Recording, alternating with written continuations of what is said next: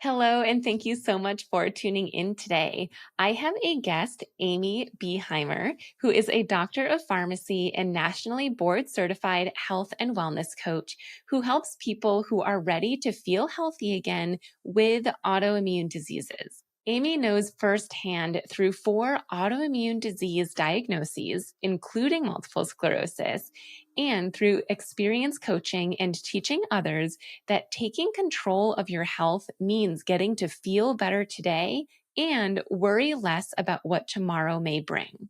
On today's episode, we talk about why it's so hard to stay consistent with habits and ways you can get yourself to realize that falling off track isn't your fault and tips to stay on track.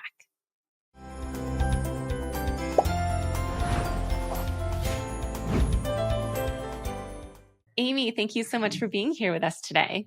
Oh, thank you so much for having me. I'm so excited to be here. I know. I'm really excited too. So we're about to dive into lots of good stuff about habits and making changes. And I think that's something that we all need, but especially when you're struggling with MS, it can be even more important. But before we dive into that, is it okay if I ask you a question from my interview deck? I am curious and excited. I know. I'm always a little curious and excited, but also nervous. Yes, a little bit. Yeah. Okay. Your question is, would you rather have a cool boss and learn nothing or a strict boss who you learn from? Oh my goodness, this is a really good one. You know, when I work with clients, I often talk about we get to be our own boss, a boss of our biology, boss of our behavior, and I would have to say a strict boss that I learn from. Yeah. Hands down. You know, it reminds me, not that this person was strict, but in the physical therapy world, my first clinical rotation was in an outpatient orthopedic setting. And my clinical instructor just like threw me in right away. I had to do an evaluation on a client without him in the room, just like totally first time I've ever done this. And it was so nerve wracking, but I feel like I learned so much more from that clinical instructor than one that I had about a year later who didn't let me do that for like 10 weeks. I was just watching him do it. Yeah. And the last part of that question is that you get to learn from. So as a lover of learning, that one kind of jumps out because anytime we're learning, that's such a big part of habit change, which we're going to talk about today, is what are we learning from it. So Right. so yeah, I love it. It ended up easier. As I answered it became an easier answer for me. That's good. All right. So before we dive into our topic, why don't you share a little bit about who you are in case we have listeners who haven't heard of you before? Absolutely. So I am Amy Behimer. You know, the three parts of my identity that I often start with are first, I live with MS. It has been over a decade, and it's shaped a lot of who I am. I'm also a doctor of pharmacy, so I've worked as a pharmacist in a hospital setting for going on 20 years now. And so that's a big part of my identity as well. It makes me a scientist. It makes me approach healthcare in a very unique way.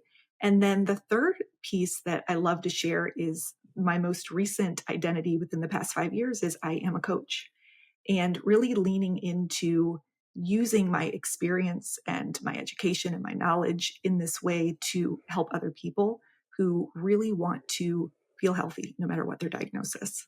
And on top of that, you know, I'm a wife and an aunt and, you know, all these parts of me that just light me up, friend, a daughter, you know, all that connection piece that's so important. That's so great. Again, we're about to get into habits, but what made you get into this world of habits and changes? Because it sounds like you weren't always in this world. It was just more within the last 5 years or so. Absolutely. That's a great question. And I would say MS was actually my fourth autoimmune diagnosis. Mm. So, starting when I was in my late teens, I was diagnosed with vitiligo, which is a skin condition that is autoimmune. And I started to learn in pharmacy school that these autoimmune diseases tend to cluster.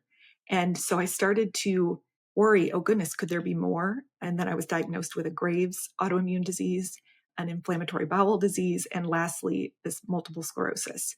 And so at that point, I kind of decided that my body's whispers were now becoming screams. And I decided I want to learn everything I can on my role in what's going on in my body and my brain. And so I really, for myself, dove into the world of functional medicine and lifestyle medicine and really taking control of the things that we could take control of. And that started me down the path of this is hard for a lot of people. And I think that I potentially have a way that I can reach people with this dual foot, with a foot in the conventional medicine world and a foot in the lifestyle and functional medicine world. And so then I coached my first client, and the rest is history. It is truly my passion and what I'm here to do. So, Wow. So you started with yourself first and had yourself, stick to habits and make these changes and saw success and obviously really great benefits from that. And then you started with one and now lots. absolutely. And that's what's so interesting. When you look at like behavior change science, there's a small portion of people that when they set a goal that they want to do, they typically make it pretty easily. There's not that struggle for change, but that's not a majority of people. And so I had this aha moment and this why with my MS that, changes felt like, well, I just have no choice. I need to make this change if I want to keep being independent and keep feeling good. But then I realized there's so many people that we're not taught that there is a science to behavior change and there's a way to do it in a way that doesn't feel like deprivation.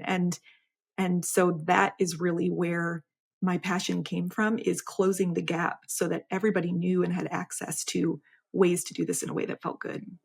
I love that. I'm a huge geek when it comes to knowing the why behind things and the science Yes. behind things, especially for simple things like habits. Not that it's simple to adopt a new habit, but it's something that we just think is okay, let me just try this new thing, but there's actual science behind it. And it's really interesting because at the most recent annual MS conference that I went to, there was a conversation about how do we get people with MS to stay consistent for the long haul?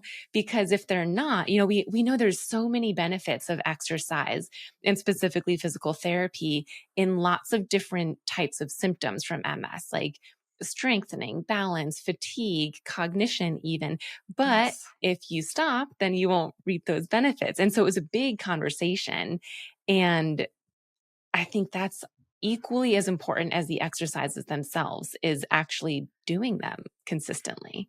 Absolutely. And that's why when we talk about it today, I'm hoping that people are listening and maybe they hear a new why that they haven't heard a million times.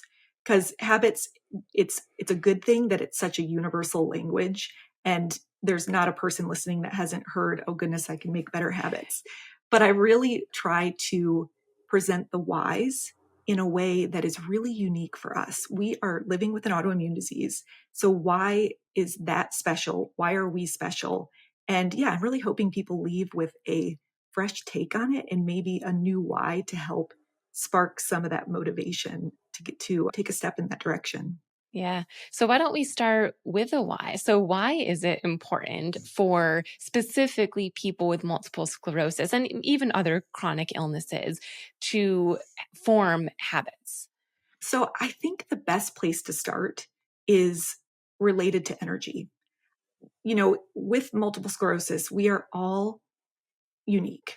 If you see one of us, you see one of us because, we are so unique, but we do have a lot in common. And one of those things that binds us often with other chronic diseases as well is that energy. I call it the symptom that binds, because at some point, people, whether it's early on or late in the disease, will experience crashes in energy and just feeling fatigued or exhausted. And so, habits as it relates to energy, our brain literally gets to power down when we're in the grip of a habit. And so, when we look at the percentage of our day that is being done on autopilot, studies show it's up to 40 to 50% of our day is just because that's our habits. And so, if we are able to allow that percentage of our day to actually be doing habits that are giving us energy instead of draining our energy, then that is just so powerful. It's a win-win because we're able to make those deposits into our energy bank and we're able to limit the withdrawals that are coming out of it.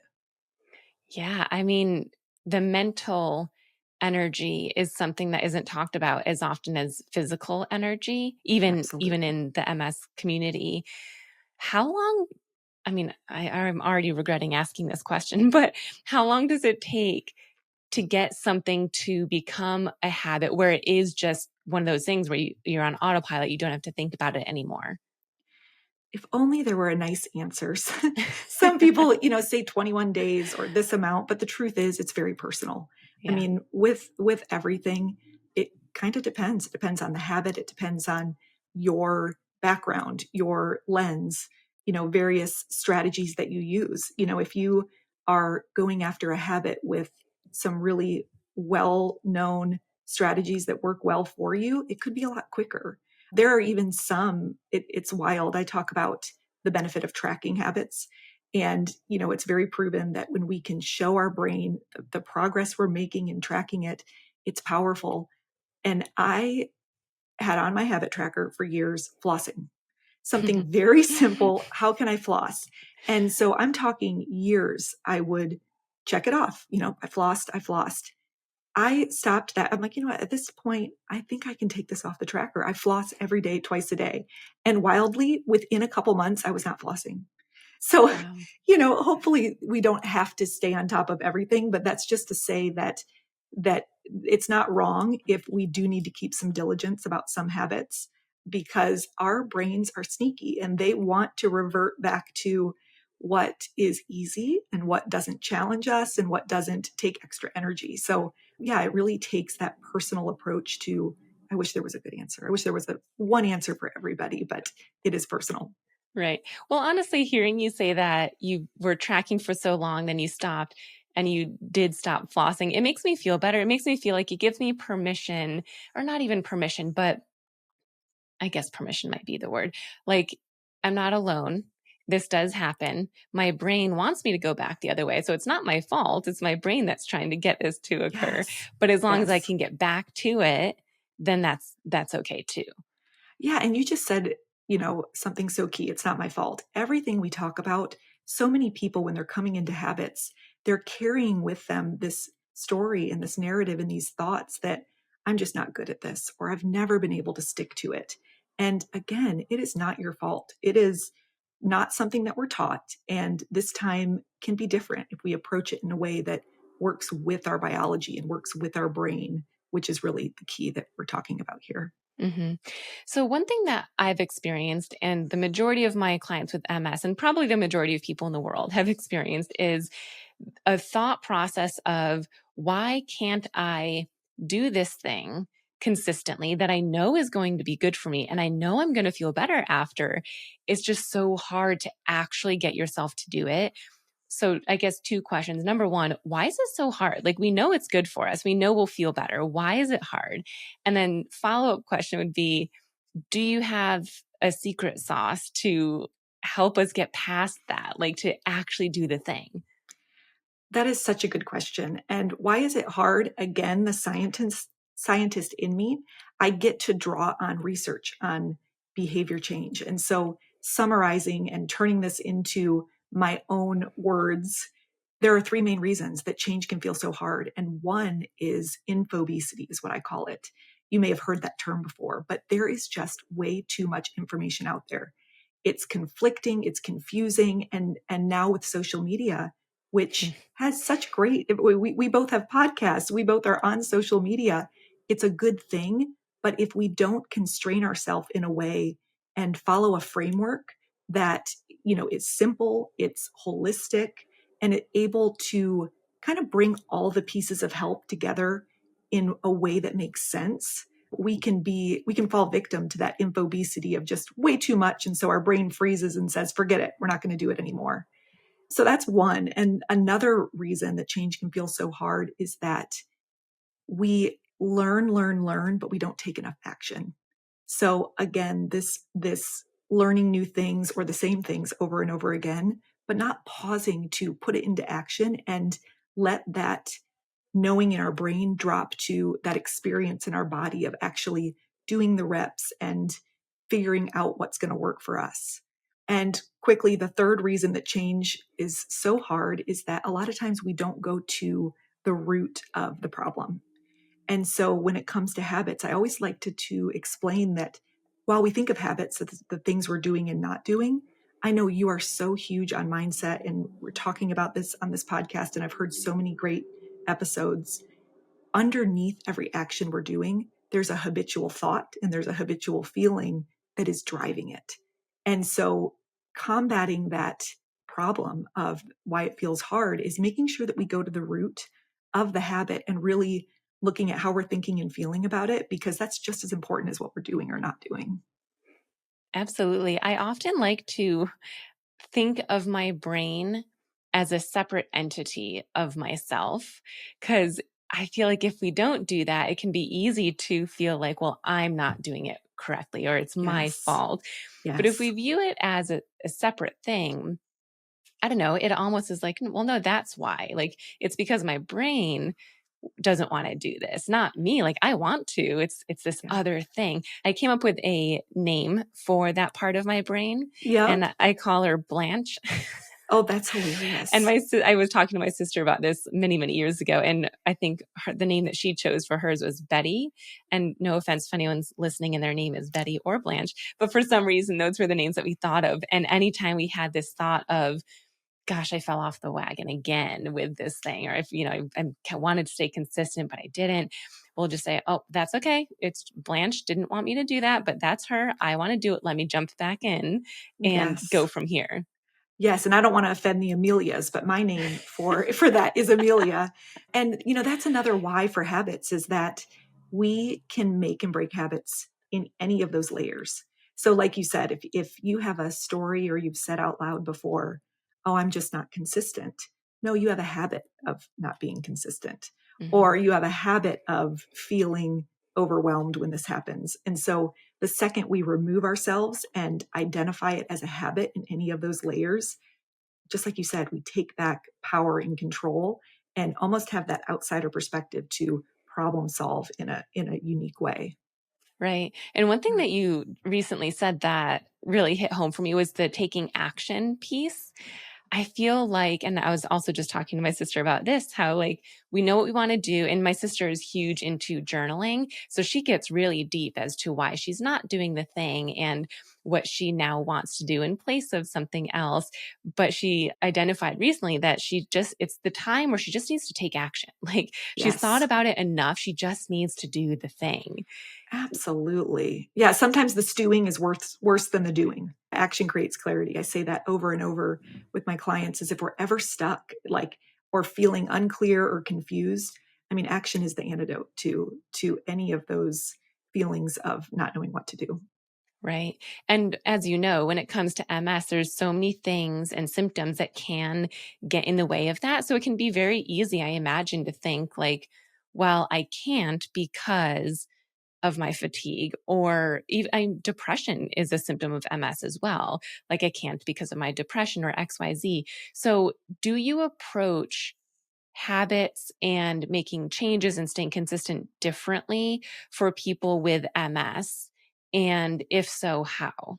I think that this is probably a good chance. You kind of asked what the secret sauce is, and this may be a good answer to this question as well.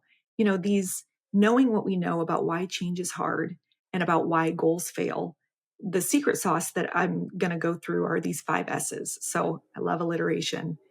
They're all very purposeful to combat what we know about why it's hard. So the first one is science. So with any of us, MS or not, just making sure that we are doing things that are based on good science and that we aren't experimenting too much with things that aren't proven. The second S that is just as important as the science is self.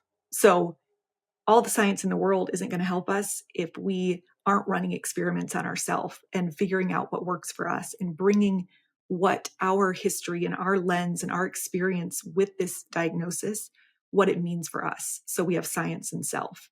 The third one is really strategies. So again, putting into action the real life tools that are proven to help us when it does feel hard, when we, quote, fall off the wagon, when we end up falling short of a habit goal that we want to do. There are strategies out there that are proven and can really help. And so finding the mix and match, I call it the ABC habit playbook, because when we approach it like a game, it can be more fun. And we realize that different opponents, different habits may need a different strategy, and different plays may work better for some than for others.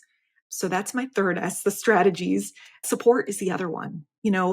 People often think they should be able to do it alone. And again, being able to have a place to go for support is huge and has proven to really help in all areas, whether it's health, whether it's business, whether it's any domain of life. When we get the support that we need, it really can make a difference. And the last S is simplicity. Again, it's, back to the basics, because really this stuff is all basics when we really look at it. Is there one of those 5 S's that should be thought of first, like in order to be more likely to start these new habits? Or is it just something where it's going to be different for everyone? I think that's a great question. And I often say, which one do you feel like may be missing? Ask yourself, when do you feel like you know some good things you want to be doing? Maybe you know the first few habits that are scientifically sound that you want to do, but you keep falling down and maybe could use some strategies. Maybe you are trying to follow something that doesn't take yourself into account. So maybe advice on the internet, or following somebody that maybe isn't taking into account your unique self. Or maybe you're getting ahead of yourself and you just need to come back to the simpler, what is the next best habit for me? And then I will always say that even if you think that you don't need support can just make it so that you're not doing it alone, and that it could be more fun, and you can really get the benefit of learning from someone who may have a way to do things that saves time or energy or frustration, because that is something that they are trained to do.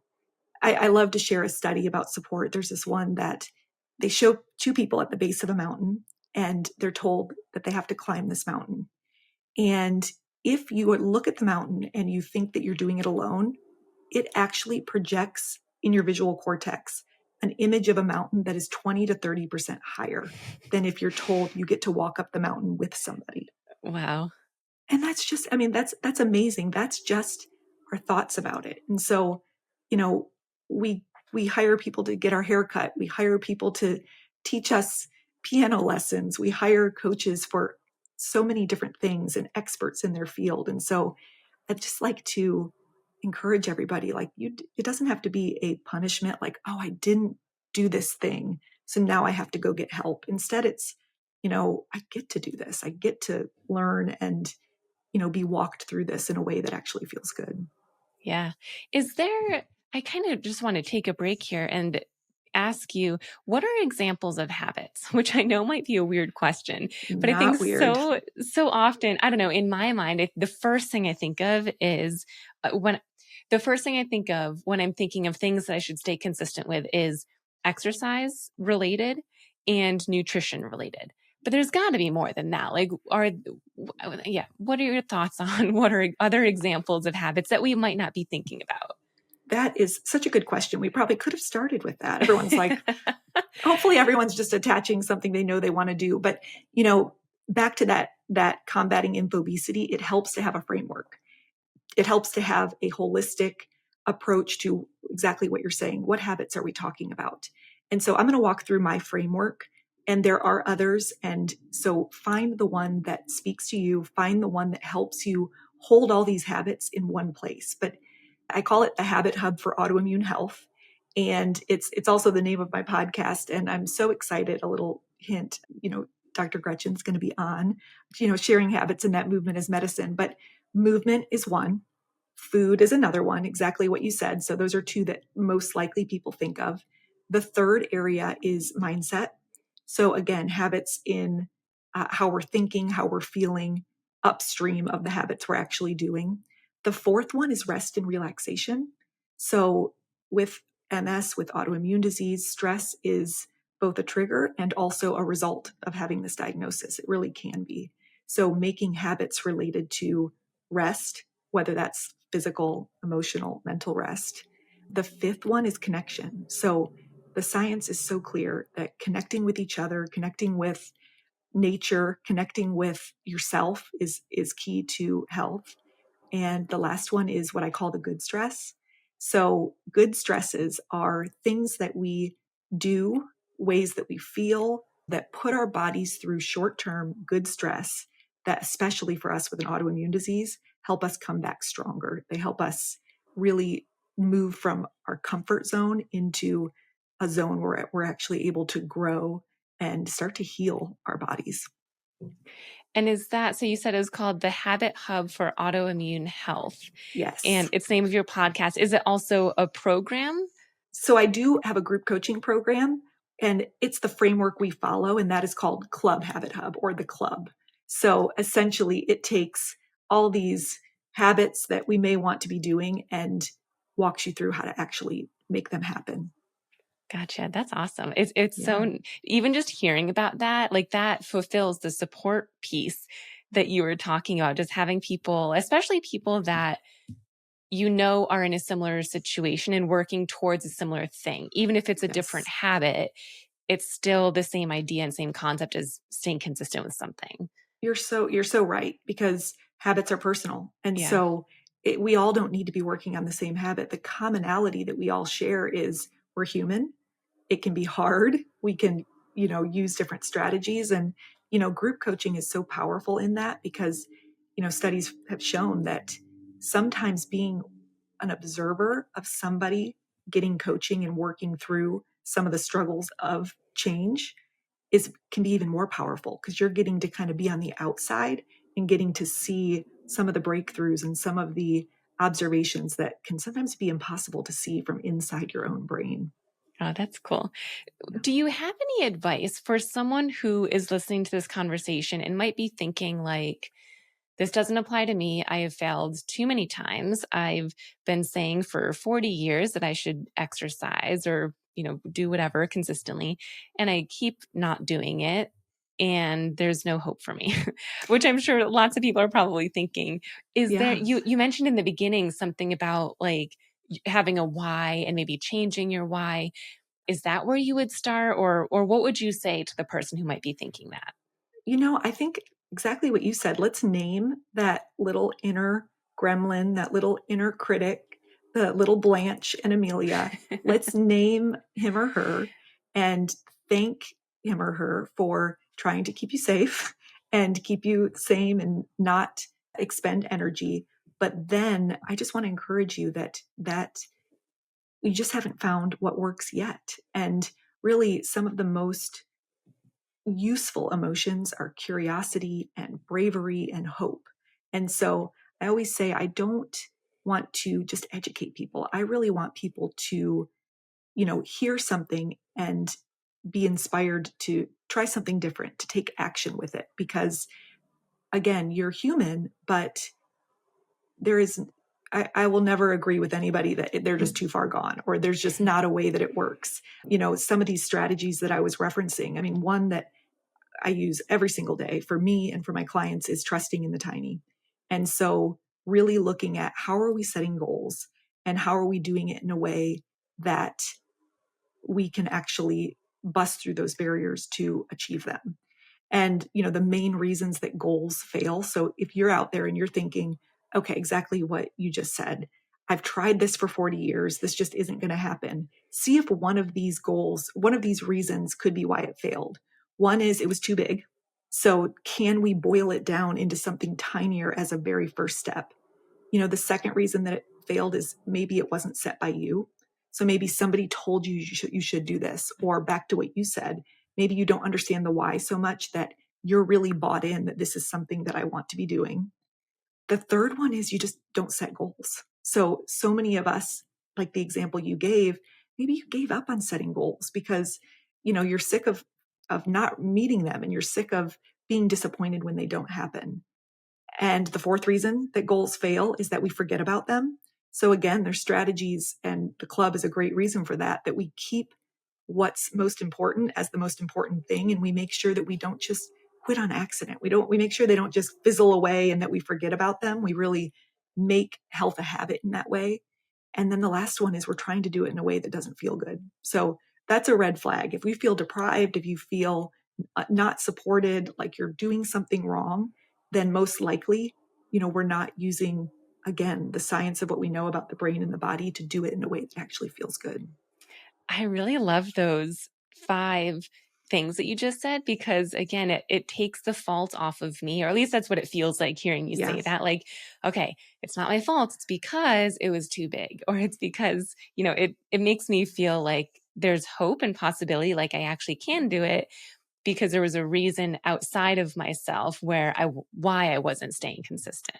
absolutely. That you said it perfectly. It's not, again, it's not your fault. Right. I think that that's like the theme of what we're talking about. It sounds like. Yes. Well, and we're all working like in the club, I'm working alongside with everybody. So you are a perfect example of someone who inspires me. The first time that I saw you on social media, I wasn't on social media much before starting the coaching business and things, but I saw this and I'm like, who is this girl who knows that my leg is misbehaving like that? Or how does she know that that is what my foot is doing? So I felt so seen. And so I will see your exercises and man, they apply to me. But does that mean I just start doing them? Absolutely not. So I'm in there, setting my own goals and using the same strategies to get myself to do those things, to overcome that part of me that says, oh, that one rep won't matter, or that one Right. exercise. And so it's a good thing. Like if we instead just enjoy every day on the journey, then we're not sitting there waiting to be healthy. Like we start now and we really enjoy the process, which is just such a more fun and powerful way to do it. Yeah, absolutely. So this has been one of my favorite conversations. Can you share, Aw. again, you mentioned you have a podcast. Can you talk to us about that? And then if someone is interested in learning more of your strategies and tips and maybe even working with you, where can they go to do that? Absolutely. So we said it a couple times, but the podcast is the Habit Hub for Autoimmune Health. And each episode is a habit to consider. We go over what it is in those different key areas. We go over why it works. So, my science lovers out there, why does it actually help us lower inflammation and feel better and modify our disease course? And then we go through the how. So each episode will have some actionable hows to make it happen. Aside from that, yeah, if you'd love to come see what group coaching is all about, I would absolutely love to have anybody. It's Club Habit Hub, and that's can be found at www.amybeheimercoaching.com/join. And that takes you to a link where we have a conversation. I'd love to talk with you first, see if it's right for you. Definitely tell me all of your, hesitations so that we can talk through that, how normal you are and how really the approach is. And I have one more thing, if you don't mind me sharing, that may be helpful for people. I created a quiz. One other thing about habit science that's so important is it comes down to 2 things. One, it's something that you want to do. And 2, like I said, you do it in a way that feels good. So the quiz actually walks you through in 11 questions, should take only a few minutes. But if you answer them honestly, it will tell you, where should I start? What is the first area of these habits that I can get my biggest bang for my energy buck? And so, because it doesn't matter where you start, we're just learning the skill of making habits. And then you can apply that skill to all the future habits down the road. So the quiz is really awesome because you'll find out what the habit is that to get started. And I really do provide you with results and resources that help you get started. Oh, that's awesome. I don't know why, but I love quizzes. I think Because that we love learning about ourselves. yeah, right. Awesome. Well, I will put all of the links that you just mentioned in the show notes. So if anyone wants to head over to any of those sites or Instagram or whatnot, I will put those there.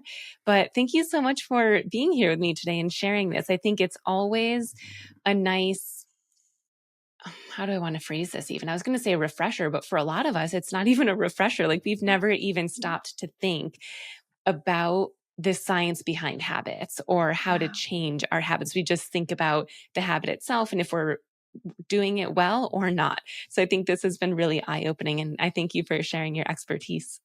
Oh, awesome. Thank you so much for having me. Like I said, I'm such a I'm so grateful for you and the work you do for me and for everybody. So thanks for having me.